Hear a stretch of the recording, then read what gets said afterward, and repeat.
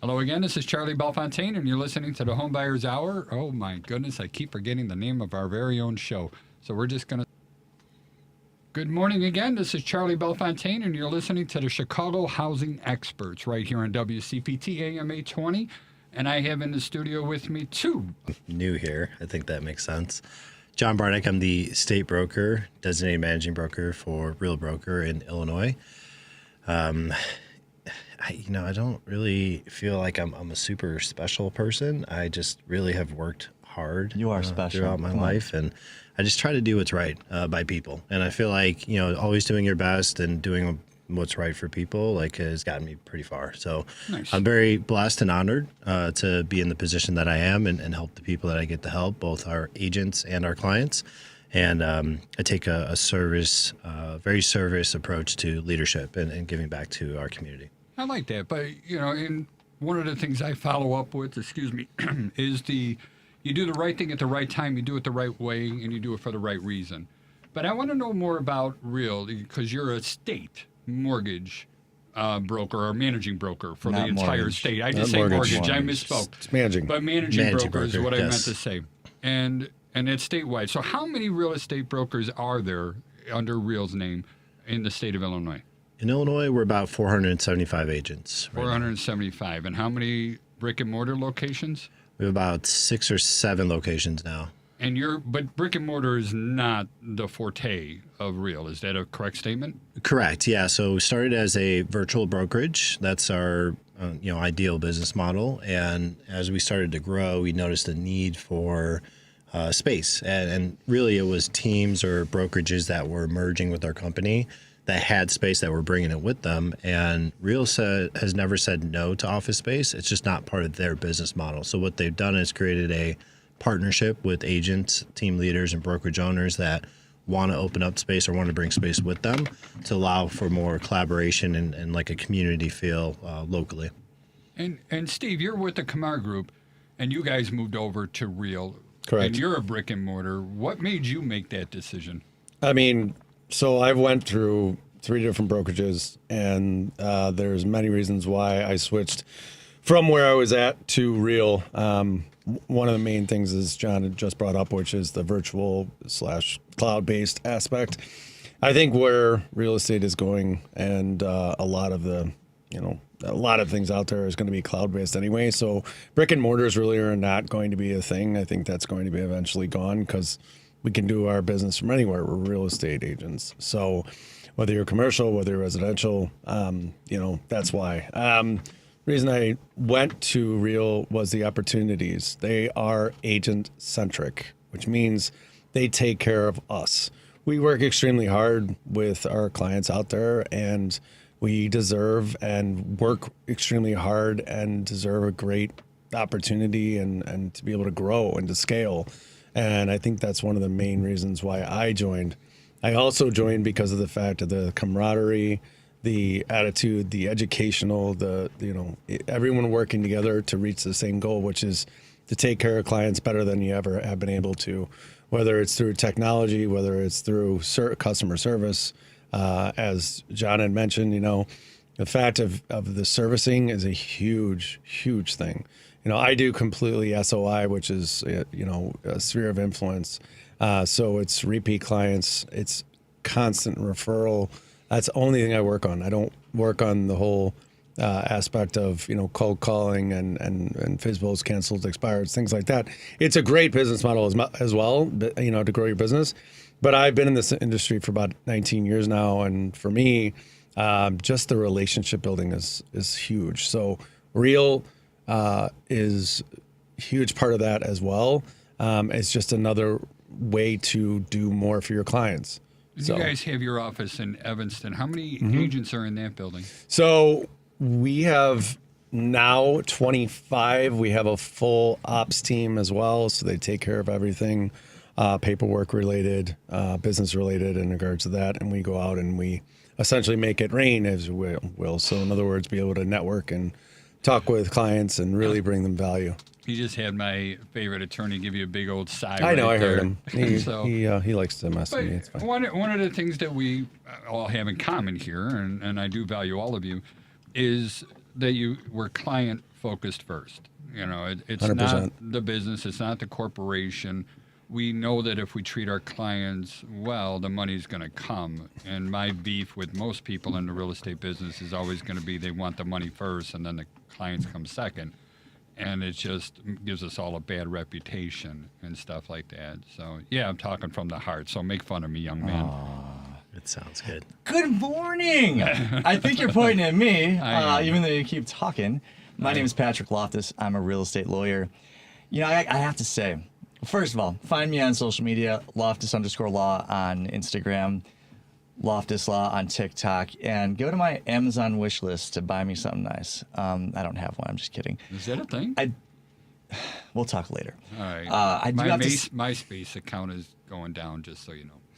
You're on Facebook. MySpace? You You are just say MySpace. Charlie, as we all know, as you repeatedly tell us every week, you are do. chronically on Facebook. Like, as the young people say, you need to touch grass once in a while. Okay. I do have to say, before I cede the marijuana? floor to collectively our favorite mortgage broker, Joey Mathews, the VA loan nerd on our socials, is that Joey Mathews, the VA loan the VA loan nerd on our socials, has a rival in terms of the nicest voice on the show today. does. Because John, I gotta tell you, you might have been meant for this because you've got a very. I felt very relaxed as you were going through and describing things. This and is the trigger part we warned you about. He's all gonna I can- make fun This of is you. good. all I can tell It's you is very that good. You know, He's just jealous. as soon as Steven reached out to me and said, like, hey, can you come on a radio show? I've been practicing my radio voice to get ready for this. So thank you. It's this- working. I just when- want another 40 minutes in the monologue. I'm telling you, Charlie, Steve, myself, we're all gonna be quiet. We're gonna let John and Joey take over and just That is a lie. You know you can't be quiet. That is true. You cannot be I have quiet. to roast somebody every 15 minutes, or I Call it the Patrick Show my half the time. card Yeah, turns into no seriously. pumpkin. Anyways, that's all I had to say. Joey, for now. give me the lowdown and just interrupt him, please. An electric pumpkin. Thank you. Joey Mathews. I feel like I have to use my radio voice now. The VA Loan Nerd. You can find me on all socials as Patrick wouldn't shut up about, as at the VA Loan Nerd. You can swing by my website, thevaloannerd.com. You can call or text me at 630-235-2405. In the markets, we are seeing some selling in, we are seeing buying. We are seeing buying. In the MBS market right now, we have the Fed making the interest rate decision at 2 p.m. Central Time on Wednesday, May 7th. They will not be moving rates, but we won't see any movement until 2:30 when Jay Powell opens his mouth and ruins my life, which he tends to enjoy doing.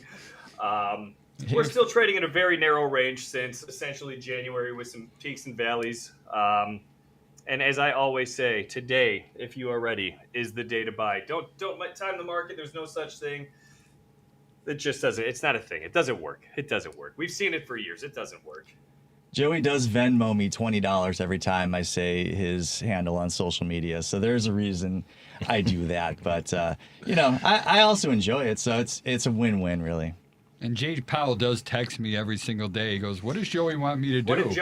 What did Joey say today? So I can F that up too. Yeah, I'm gonna Exactly. start working in reverse, man. Jay Powell's gonna say we're cutting or we're adding like 8 points to the Fed funds rate. That's what I want him to say today. There we go. Listen, Jay. You do know that's a Seinfeld episode, right? Where George did the opposite of everything. Yes. And then he Seinfeld? became very famous. Yeah. Yes.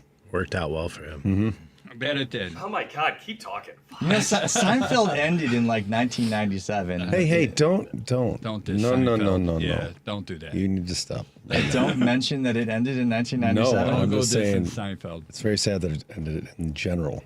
So All right. So I got a little bit of a situation of something here that has happened in the home inspection related field, and I kind of want to get your guys' take on this thing. All right. I have a client that ended up buying a house in the south suburbs, and they did not buy the house. There was a flip. It was a very poorly done flip, so they didn't buy it. One of the things I like to do is coach clients so they don't have to go through that whole rigmarole. And what I mean by that is it's emotional. You know, I don't want to be the deal killer. Nobody does, because somebody went ahead and bought a house. But I'm still going to educate the client on what it is that they're buying. If they don't want to accept it, then they don't have to accept it. That's their choice. So now this client is buying another house. She's getting ready to put an offer on it. She sent me a previous home inspection report. And, of course, I'm such an idiot that I go ahead and I look up the person who did the inspection, and they are not licensed here in the state of Illinois. I want to know what you guys would do in these Is that bad? situations. Yeah, of course it's bad. We have to be licensed in Illinois. Real estate brokers have to be licensed. Do attorneys? You don't have to be licensed, right? We don't have to be licensed. All right, do you? I I'm mean, curious. I there's know like you have that- a degree, There's but, like that whole exam we take. but that's the bar exam. That's becoming an attorney. But I mean a real estate attorney. That's not a No, specific license, is it? Like a real estate broker or a managing broker? The only real like extra credential you can get Yeah. would be I think you need to pass a separate exam to be a patent lawyer. Someone's going to call me up on that if I've slightly got that That's wrong, fine. but there Yeah. is like certain disciplines in intellectual property do require like another credential. But basically, once you pass the bar, you can be any kind of lawyer you want. The world is yours. Sounds good. And you don't have to do any sort of real estate related CE, right? I don't have to, but I mean, it'd be kind of silly if my primary focus is in residential real estate and I'm off doing 30 hours of criminal law CLE. We call it CLE. Okay, everything's different with lawyers. What's that actually? So what does the L for CLE stand for? Yeah. Yes. Lawyer. Close. Legal. Legal. Continuing legal All education. right. I may not be the smartest guy in this room, but I'm definitely the most consistently dumb guy in this room. All right. I've got to try to be less of a jerk, but No, I I mean appreciate it. that's really not the easiest thing in the world for me. I mean, once you get that credential, once you are admitted as a member of the bar, you are required to be kind of a jerk. They test us on that. They do not. It is. It's part of the ethics test. It's like, how do you treat people? It's like, well, no. Kind of bad, you get half credit for that. Mostly bad, that's the right answer. And then, acting like a complete maniac, you still only get half credit for that. My wife's an attorney. I can vouch for that. That's absolutely true. And it's kind I of hope she's my not Again, this goes on social media. Careful. But I do have a little bit of beef about attorneys because little? it goes back a little bit. Yeah, I got issues, all right. You do. But it goes back about doing the right thing at the right time. But I also understand that an attorney's job is to win an argument, all right? And I don't know if that's right or wrong or whatever, but if you're going to, let's say you're my attorney, I want you, no matter if I'm guilty or not guilty, I want you to fight to win the argument for me, all right? Is that a fair statement for an attorney what their job is? I mean, sure. Let's not split hairs. When it's all said and done, you're trying to advance someone's position as well as possible to get the best possible result. You can't win everyone. Right. It's not possible. If you, other than in the movies and maybe Law and Order. Perry Mason. I mean, I guess I don't know what that is. I only know about the Kathy Bates Matlock. I don't know about any other ones. She's the new one. That's not Perry Mason. Not either. Andy Griffith. Andy Griffith was the true one and only Matlock. What's an Andy Griffith? Oh my gosh, Barney Fife? You're going back even more, man. I could still go back to Jack Benny. I don't stop Jack Benny, here. there you go. All right, I'll get on the radio if I need to. Charlie still calls movies and TV with sound talkies. They are talkies when they make the sound. That's exactly what I do. So, all right, so let's start talking about actually professionalism and how we do what we do best for our clients. All right, one of the questions I threw out at you earlier, John, was if I was an agent and I already have my own business and everything else, why the heck would I want to come and work for you? Why not just keep things alone?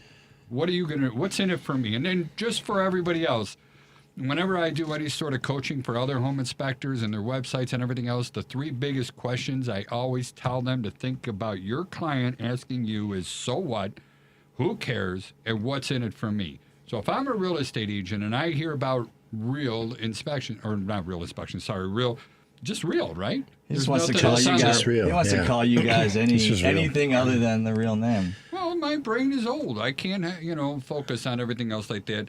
So what's in it for me if I'm It's an 4 agent? letters, REAL. Yeah, but the L's backwards. Let's not lie about this. All right. So It's that's not confusing. that's a crazy letter. In all fairness, it confused the state of Illinois. Like they said, we can't use our logo as our name. That's hilarious. We have to use a real L, is what they told us. That's fair. That's fair. Well, where do you find? Let's just You can't. If we're gonna think real hard about it, where is that on the keyboard? If they're It's trying not. to keep records, How do you find that, by the way? Like, I've been trying, like, It's a anytime secret. I say real. It's like capital REA, and then I'm like, capital Steve L. actually ripped off the L key on his laptop Turned it and upside put it down. upside Upside down. down. It's It still really doesn't quick. work, does it? No, it does not. Okay, crazy. that's what I thought. How do you find that character though? But go answer my question. Okay, yeah, we don't have to get too far off that topic. I will tell you on the next episode how to do that. Okay, how about that? Nice. So, there's a lot, and it's interesting. I think as the managing broker, like the question I heard you say specifically, like, what can I do for an agent, or why would someone want to join me? Absolutely. And it's not really me. I'm just like the person that technically is responsible for everything, but we have an amazing support structure, leadership team, and just so many people around us that make everything that we do possible for our agents and for our clients. So I'm like kind of the face here, and I appreciate that. I'm very grateful for the opportunity. But I really don't do like all the stuff that people think I do, like as a managing broker. We have so many good people around us. So I just wanted to throw that out there and just give credit where it's due. But I would also say you do a ton for us. So, Well, thank you. Sure. Yeah, I appreciate that. Sure. So credit's due. there's 4 main reasons why agents and team leaders and broker owners are moving over to Real. And their technology, opportunity, our culture, and really just the economics, like the business model that we have just makes sense. You're going to just make more money working with us, to put it short, sweet, and simple. So I'm happy to dive into either one of those, or if there's one that stands out to you that sounds more interesting, or maybe high level over all of them. But those are the 4 main reasons why people tend to partner up with us. And last year we were the fastest growing publicly real estate traded company, fastest growing publicly traded, said that backwards, real estate company in the world. So adding about 1,000 agents a month through all of last year, and staying at that clip now. Yeah, nationwide. Well, when I started, we came over to Real May 1st of last year, and we had 13,000 agents. Now we have over 27,000 agents. Our stocks went from 267 to now 4.3 or something, and it fluctuates between 4 and 5 all the time. That's big growth. It's huge, and it's getting bigger and getting better, and just giving agents such as myself who have been in the industry for a long time opportunities to not only continuously grow and scale, but also to have an opportunity where we're able to do more for our clients and be able to do more for ourselves and our family. And that's important. I mean, we all want to live a quality life, but my biggest beef, because there's a lot of bigger companies that are buying up home inspection companies as well, and they're doing everything profit first, and I'm not a big fan of that. All right, I'm people first, and the profit will come. I'm more of a fan of that. And Patrick, I think you kind of agree with me. I know you're staying by yourself, and you're not trying to recruit other people. Is that a fair statement? I'm very much profit first, because if I don't have profit, He just wants to then argue with me. I have a hard time paying the bills. But We do have to make money. if I would say if you're focused first on money, that usually kind of produces some it causes, at least for me, it causes me to have misaligned intentions, and you do things that are really, even though you think the money is the important thing, what ends up happening is you do things that sabotage your ability to make money. And so really focusing on the business, and if the business is serving clients, making sure they have a good experience, I think if you start there, the profit comes. I mean, business. Always comes. Listen, business. I can fight it as much as I want, but Jack Welch taught us that the shareholders come first, and so, if whoever come hell or high water, we're worried about the shareholders. But how do we serve the shareholders? We make sure that the money's coming in, and we make sure that the clients are getting the service they want, so that we can, keep doing that over and over again and build something. And I'm with you on all that stuff, but it still goes back to, like, in my company, I am the only shareholder. All right, so I get to decide what the company and the direction that it's going to go, and we want to be client focused. And Steve will tell you, and everybody else who knows me, I'm very prejudiced against real estate agents. I just don't like most of them. There's just too many of them are unprofessional, and they care more about closing the deal, let alone the client being happy with what they bought. And I mean, we still meet the few, and I do respect both of you, and because you're in front of me, I guess I'm only going to talk bad about you when you're behind. You should hear what he says. Exactly, but and same thing, Joey is the same way. It's always focus first. And when I do recruit for home inspectors, because I do want to grow this company, I don't want to end up, I just don't want to put bodies out there in front of a house. Yeah.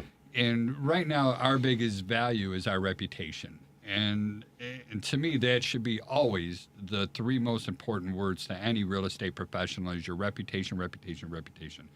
And it shames me when I see people that are trying to manipulate somebody else and, downplay, sugarcoat, just play with stupid words and try and get them, just sign the paper, and it's just crazy when it comes to this stuff. And I don't know, Joey, how many people do you have working for you over there on your team? For my individual production, I have 4 people. For my whole LO group, 6. And how many roosters do you have on staff? We have 2, and then a few chicks. Yep. Nice. I have no idea what all that was about. Don't worry about it. If you are a A dedicated listener would know. Yes. And go watch PJ's Instagram reels. Devin knows what's up. Yeah. Yeah. What's interesting, Charlie, is what you just brought up about the fact of the recruiting aspect.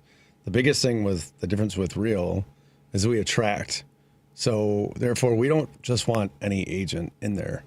We want good agents. We want producing What's a good agents, agent, though? but people, that are doing what they need to do to help, the general public out there.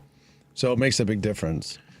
Well, to answer that question, so there's like 3 categories of agents I've seen over my career, and really since I've been with Real here. I'm going to like this. Yes, Me most too. people do. And give you a little background. So before I came to Real, I was an independent broker owner myself.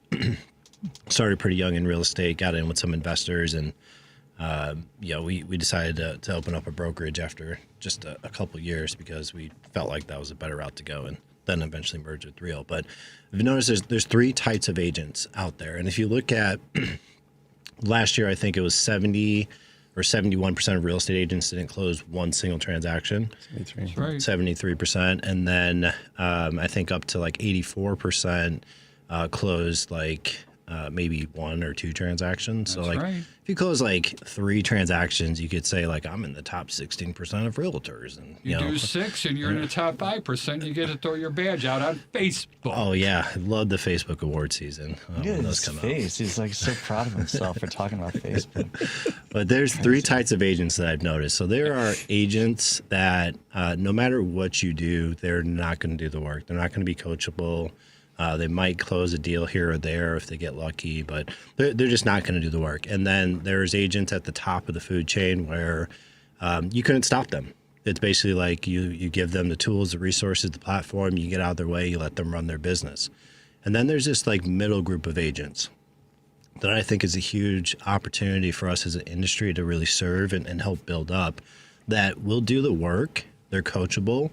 They have good intentions. They want to do right by people. They want to build their business. They just need a little bit of coaching and guidance.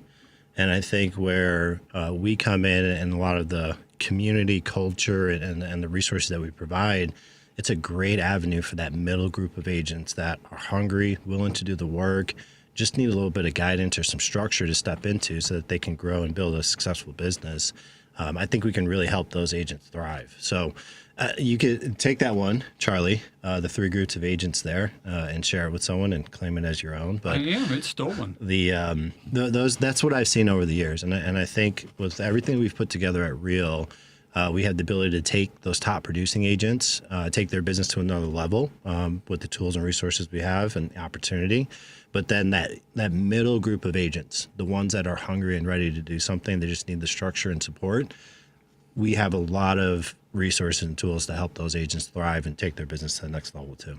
Another big word for me is expectations. And that, somebody who's in that middle range that you're talking about, Yeah. what do you expect from them? I mean, do you share what we should be expecting from you? If you don't want to do this, you're not on my team. Yeah, so there's a couple levels to that question. And to give you some background, like I hate traditional teams. Like I just don't like the traditional team structure. I think it's more serving of the leader. And I'm more of like a have everybody win and like for me, if I ever started a team, I would be in the background. My name would not be on anything. I don't want my logo, my picture out there. I just want the people around me to win. And what I would do is I'd try to create an environment that would push everyone else up around me, because I know if I can help other people succeed around me, ultimately that's going to lead to my success too. I don't want to get too far off on the team tangent. I could stand on that soapbox all day. But as far as expectations go, I really only ask people to meet me halfway. And what I mean by that, it's like be coachable, do the work, and show up. Show up to the meeting, show up to the training, stay plugged in so you know what's going on and you're staying up to date. And then that's what I consider halfway. And then I will bring my experience, I'll bring my tools, my resources, my network, my relationships, everything that I've created over the years to the table to help you win and succeed if you'll just show up, plug in, and do the work. So it's almost kind of like the old horse to water thing. Exactly. 100%. Yep. But you just can't make everybody drink, and you got to find a person who wants to do it. See, I'm a little bit different. I'm more going to be, I don't want to retrain somebody. I don't want to re-coach somebody. I don't even want to hire somebody who has experience as a home inspector before. I want to fresh off the tree. This is Untouchables. Yes, I'm going old movies here.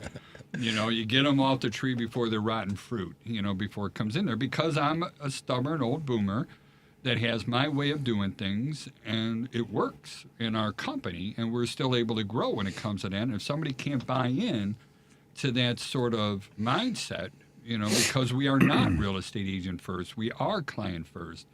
And to me, it's always, you just can't serve two masters.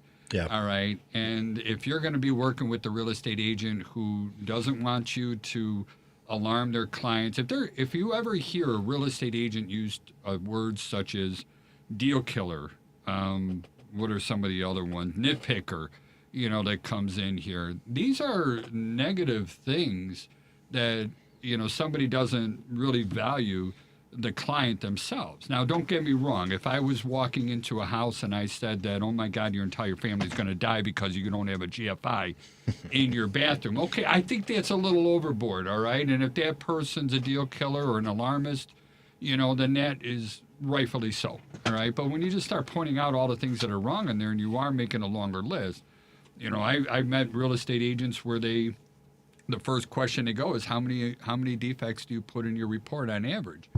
And I tell them 70.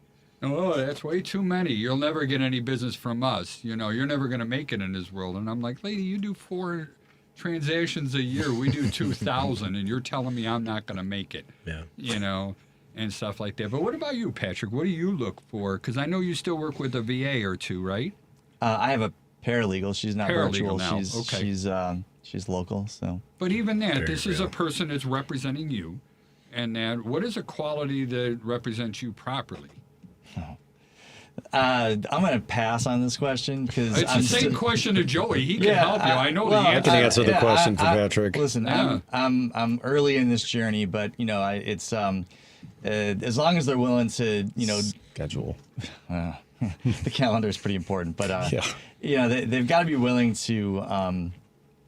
We've got to be somewhere near the same page as far as the quality of the communication's got to be crisp. I don't want to be stepping all over each other. The calendar is got to be pristine. There are certain things, one of the hardest things about the practice of law is that the margin for error is very slim. There are some things you can get away with, but it's not that much. And people have a higher expectation of you as a lawyer. And so, if you are going to work with attorneys as support staff and you're going to work with attorneys that have a high standard, you yourself have to adopt a high standard. And over the years, my standard for myself has probably gotten too high in some respects because everything makes me anxious at this point. But I try to temper that as much as I can. But you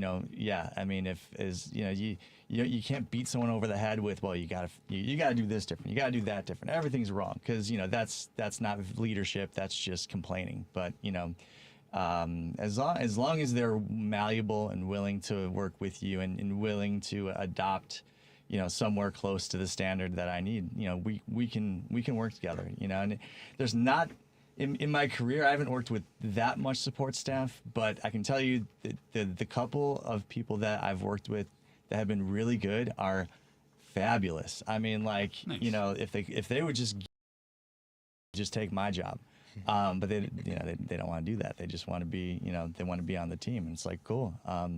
Those are very difficult to find. And, lawyers don't give those people up when they have them on staff. So. No, I could buy into that. I'm gonna change the subject just a little bit. Something that made the news on the Sun Times, and I want to get your 2 cents on this. In fact, all 4 of you. I'm sorry. So there's a lawsuit that actually got on TV and the newspapers. Somebody bought a house. I think it's Albany Park area, and the inspector never went up in the attic, or at least they said they went up in the attic, but the attic was filled end to end. Literally, not one piece of insulation was visible because there was cat feces up there. There was bones, carcasses, everything else. The gentleman that was there, they did have a lot of feral cats that were coming into the house. Holes were in the walls, so they were just going in and out all the time. The person ended up dying in the building, and obviously the cats took over everything else that was in there. So the couple ended up buying the house, and as soon as they moved in, there was a putrid smell of everything else, and finally they did hire somebody to go up in the attic, and then that's when they noticed all this stuff, and then, of course, the attorneys come out. Are these professionals, are they in trouble? I mean, there's a lot of people involved here, and Joey, I'm going to ask Patrick first, but I want you to chime in too. Is the appraisers also allowed? But Patrick, who's really at fault here? I mean, there's probably a little bit to go around everybody. I mean, name one person in this scenario where you can say, yeah, you're squeaky clean. I mean, this is going to sound self-serving, but probably the lawyer is off the hook, the lawyer that represented the buyer, because, I mean, they'll never physically be at the home, almost certainly. So that's the only person that would be off the hook there. Probably. I mean, if I'm trying to evaluate this case, if someone comes to me, my first reaction would be, God, that is terrible. That is the last thing you want to have happen to you in your new home. But really, my next question would be, what is this going to cost to fix the problem? Good. So, we're obviously going to need to hire some people to come take all of that out, probably get rid of whatever insulation is affected, probably all of it, by the sound of it. But then, and that's about $1.50 a square foot to get rid of insulation. Well, so that, and then we're going to replace the insulation, probably, with some blown in, whatever. But at the end of the day, what will that ultimately cost? I mean, I would think perhaps just sort of, I'm just doing some back of the envelope math here. Well, forget about the cost. How about the fact that the people that have bought the house, like, where do they go? Where do they go? I mean, I wouldn't stay in that house. Well, so on what basis? I mean, if you had kids? If there's well, sure, but you can't just be like, well, I don't want to be in there. I mean, if you've got some demonstrable reason why it's toxic and until it gets remediated, it's not habitable. Okay, fine. So you've got some maybe time in a hotel until that happens. But the world goes back to the money. The world, well, exactly. I mean, as a lawyer, unfortunately, I've got to kind of set aside the optics of it, unless I'm looking to get on the news and get my name out there. I mean, that would be a viable reason to take kind of a case that's gonna ultimately maybe go nowhere. But if you can get your name out there, it might be worth it for the lawyer to take that on. But that would be my first thing is, all right, let's all kind of calm down. Let's let the emotions subside, and then let's talk brass tacks. Who did what, and then what's the cost, and how are we going to divvy that up? And if you can get to that place in that situation, I don't think, as bad as it sounds, right? It's gross, no question about it. But let's, I mean, Charlie, it's not different. It's not all that different than, what you describe when you're talking with your clients about the defects in their home that are discovered, which is, all right, so, let's talk about it. How bad, how much, who pays? Sure. And so, if you can kind of get past the part of that and you go, all right, so what's the dollar nut figure on it? And if it's $25K and there's 4 people willing to split that cost, you go, I hate that happened, but there's a light at the end of that tunnel. There's a happy ending there somewhere. And that's I'm going to steal it, that this is my generation. Again, it goes back to, John, what we were saying earlier. You do the right thing at the right time for the right reason. You do it the right way. Yep. And I don't judge people by the mistakes they make. All right, I don't. I judge them how they react or what they do about those mistakes.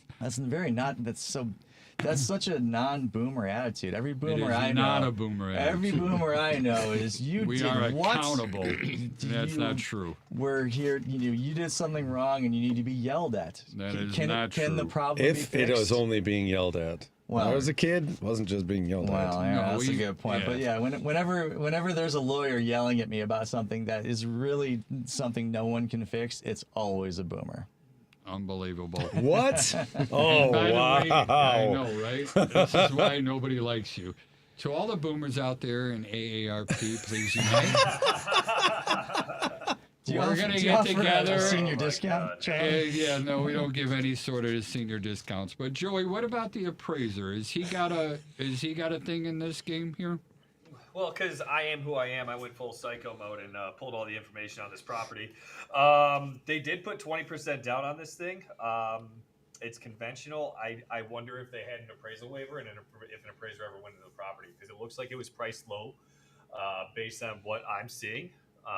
Probably to get it sold. I would imagine that the list agents who I am staring at right now maybe they do. I don't know. Does an appraiser go in the attic? I mean, is that part of it? No. Okay. Yeah, exactly. Appraisers don't even go to the house sometimes. Sometimes they don't even do a desktop Drive-by appraisal. Drive-by. Desktop appraisal. Yep. So I had one yesterday that closed, and my clients were telling me I didn't know this. So they were renting the home, and then they ultimately bought it, and there were 2 appraisals, which is unusual, or 2 appraisers that came in. They said to me the first appraiser was in such bad physical condition that they couldn't go into the different parts of the house. They couldn't climb stairs. They couldn't get into most of the house. So they were in the kitchen area while their spouse went around and took pictures of all of the rest of the house, and that's how they were going to do their appraisal. Evidently, the lender must not have found that to be sufficient, so they sent out another appraiser who was much more conventional in the way they went about. Just like any other profession, you get all kinds of people who are, they got their own foibles. I've never seen that before, ever. An appraiser, like a team or even a husband and wife type thing or spouse or whatever. That's never been the case. The biggest thing or the biggest concern that we may have is the fact of do you do appraisals in this area? Yeah. How well do you know this area? Yeah. No, I'm in the suburbs, but I'm checking out South Loop. Nope, no, you're not. Yeah, from Plainfield. I drove in from Plainfield to do this appraisal in Edgewater. It's right. It's what? No, absolutely not. You need to switch out that appraiser. Why? Why? Because they don't know the area. They don't know how to appraise it. They don't know the value. I mean, I'm not trying to knock them, but anyone can do a CMA. Okay, anyone can see, this property went for 100, this one went for 200. this one's 150, it must be appraised. We All right. talk all the time about how local real estate is, and we talked earlier at breakfast about how it can even vary block to block in the city. Yep. And if you're coming from, 100%. if you do most of your appraisals in platted subdivisions out in the suburbs, if you're mainly in Naperville, Wheaton, Palatine, Crystal Lake, Orland Park, whatever, you know, it's really easy in comparison to trying to appraise like just any 3-flat condo on the north side or in Bronzeville or, you know, whatever, North Lawndale, wherever you are. And so if they're just sort of picking because it's in the same subdivision in the city, they could get it real wrong because they're making some assumptions that just are incorrect. But it is a numbers thing, and this is all. I'm going to use the It word is evidence. not. It's not all a numbers thing. No, it's Appraisal also- is much more an art than a science. Yeah, it's very much an art. And as the seller's agent, if you don't make sure that appraiser knows what they're doing, they could technically not appraise it to value. Charlie. And then then your seller may have an issue where they have to, you know, we may have to renegotiate. And if you can't renegotiate, You're triggering me. Charlie obviously hasn't watched the latest video I Okay, did so- for Real Estate Oh, Central. no, I got So- you blocked. Yes. Sorry. no, Go ahead. I wasn't trying to. It So was all about appraisals. the renegotiation aspect, then that may end up, you know, canceling or killing the deal for your seller. And it's all because you as the agent didn't do your job. Okay. And this is a trigger of mine. All right. And I agree with you 110%. Okay.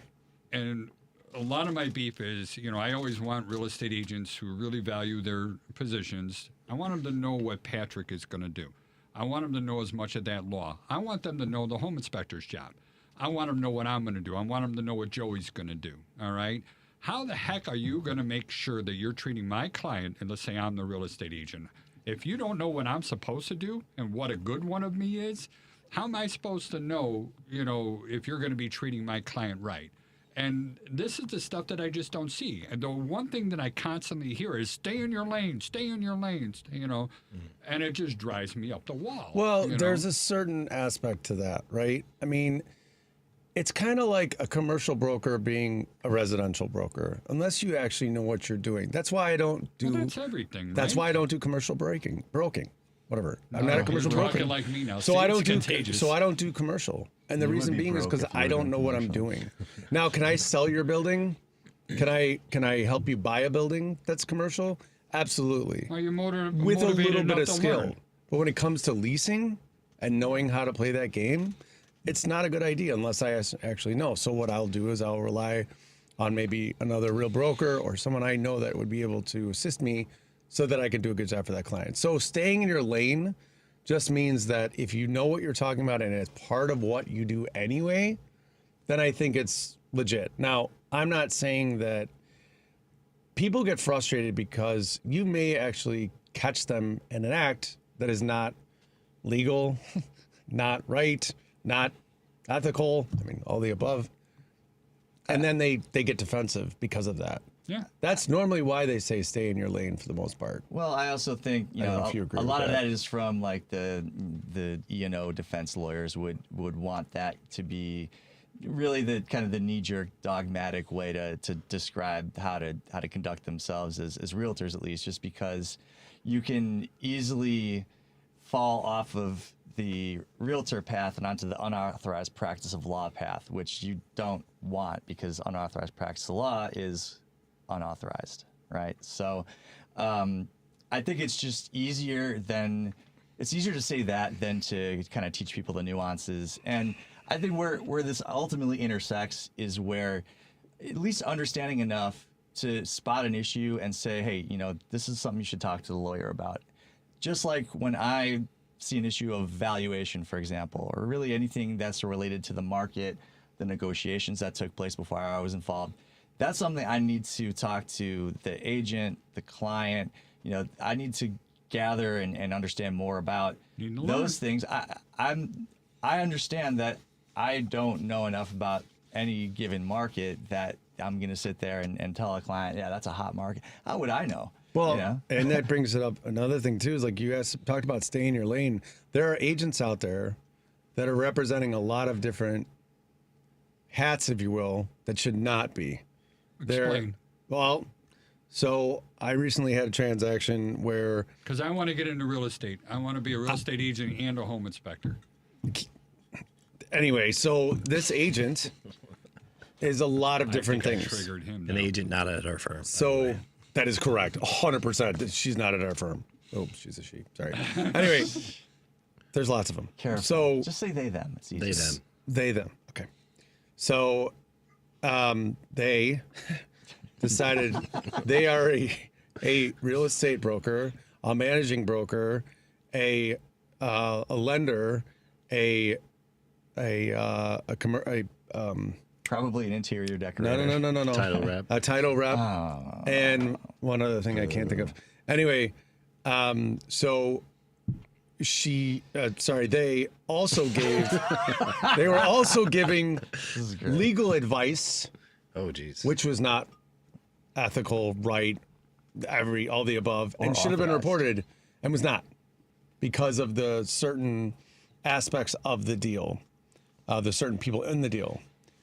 So staying in your lane is extremely crucial, because this deal could have blown up on the buy side and the sell side, and it actually was the lender, Joey, that saved the deal. Yeah.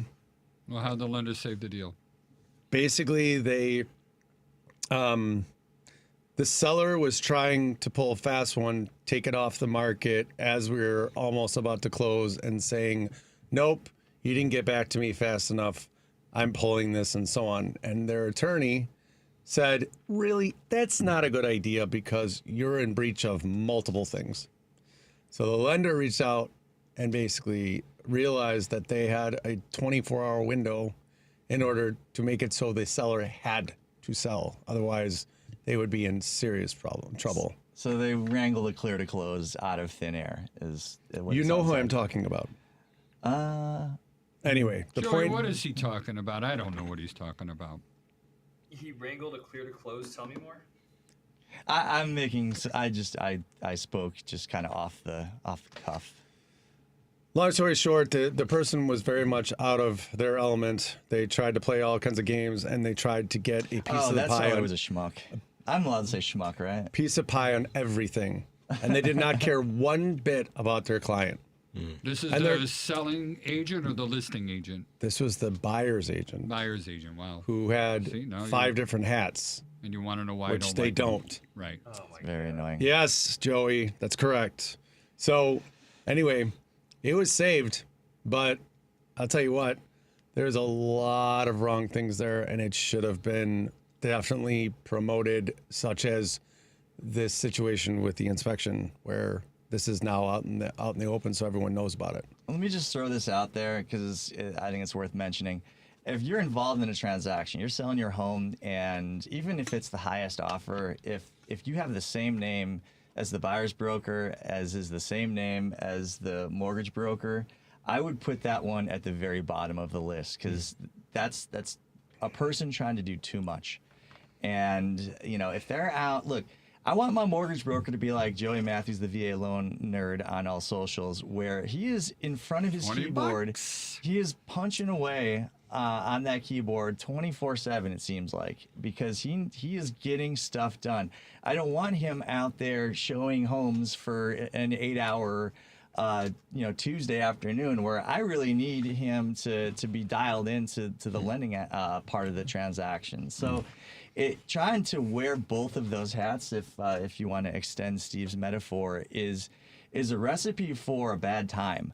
So if you're selling your home, look for 2 different names there. If you're engaging with a real estate broker and they say, hey, I also do loans, hire them for one or the other. Don't hire them for both. Have 2 people on the team. Why have one person on the team when you can have 2 people on the team? No, I'm with you, and it goes back to the professionalism and knowing your job, and that's one of the things. I didn't really give Joey a chance to, chime in. never do. I don't. I talk too much, Mr. Bloviating Charlie here. have I get fun. it, but one of your biggest things is that, well, quite frankly, Joey, you're a jerk.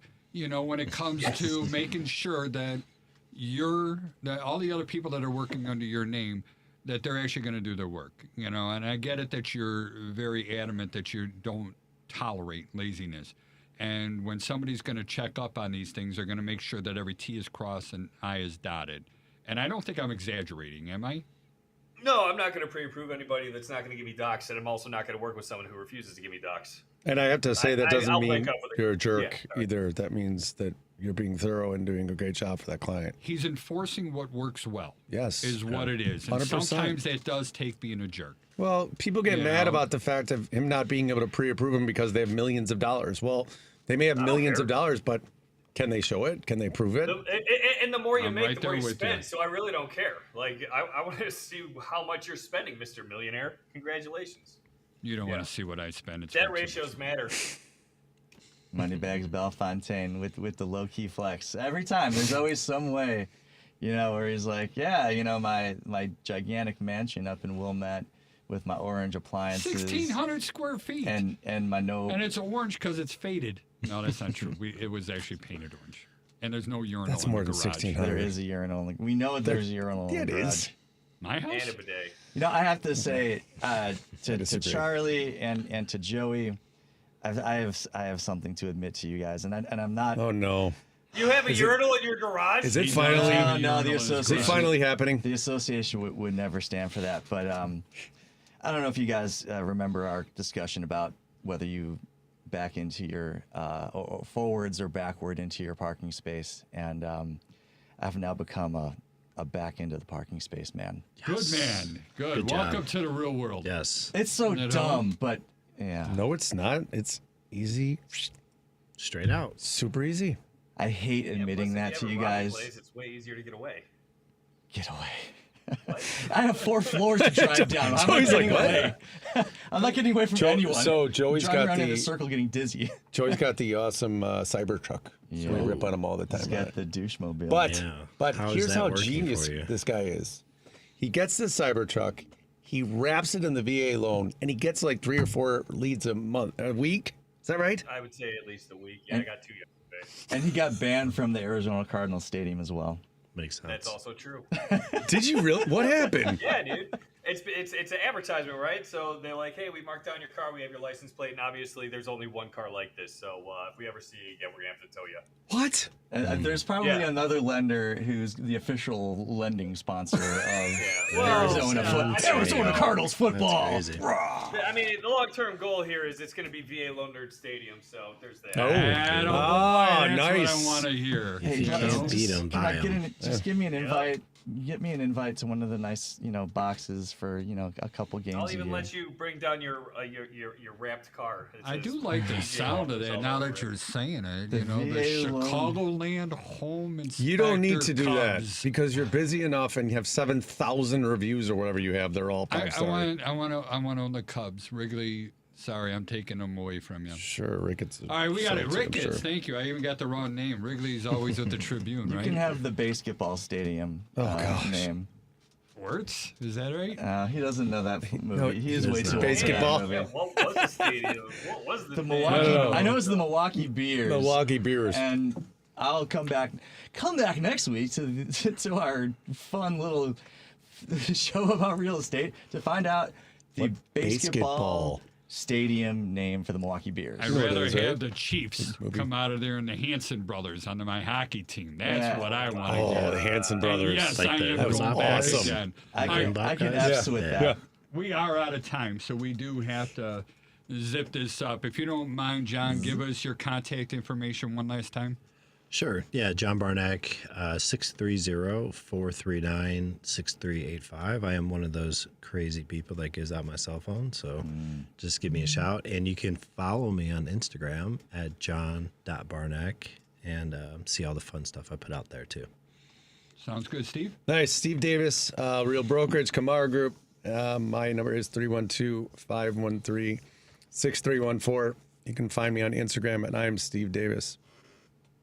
Patrick Loftus, real estate lawyer. Find me on Instagram, Loftus_law. Find me on TikTok, Loftus Law. Come check out my Etsy store where I make heirloom doilies. You do not. Joey? I might. Oh my Christ. You don't know. Joey Mathews, the VA Loan Nerd. You can find me on all the socials as at the VA Loan Nerd. You can find my website at thevaloannerd.com. You can call or text me at 630-235-2405. And I want to give special thanks to Devin Tingle, the producer, who, by the way, did confirm that Seinfeld ended in 1998. Seinfeld, not Field. nailed My it. name is Charlie Absolutely Bellefontaine, nailed it. Chicagoland What Home is he talking Inspectors. about? All the shenanigans. Thank you for listening.